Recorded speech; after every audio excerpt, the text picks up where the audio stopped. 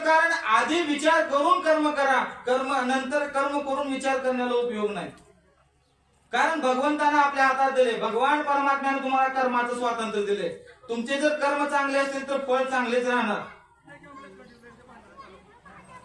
कारण बाबळीचं झाड लावल्यानंतर तिला आंबे येत नाहीत, त्याला बाबळच येणार किंवा ती शेंगाच लागते का.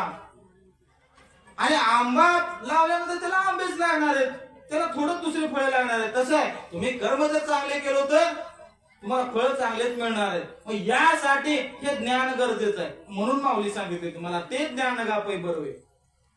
जरी मणी हाती आणावे, ह्या मनामध्ये आणायला पाहिजे ते ज्ञान, काय करायचं आणि काय नाही. याला विवेक म्हणतात. चांगलं आणि वाईट हे कळायला पाहिजे. सारासार बुद्धी जागृत ठेवून चांगलं आणि वाईट काय हे विचार करणं म्हणजेच विवेक.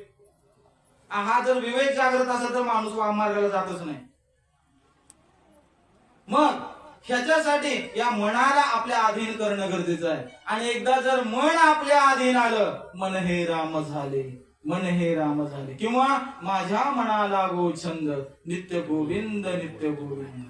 आणि एकदा जर त्या मनाला जर भगवंत नामाचा छंद लागला महाराज, मग ते दुसरीकडे जातच नाही. मग हे छंद लागण्यासाठी मग तुम्ही महाराज ठीक आहे, मनाला भगवंत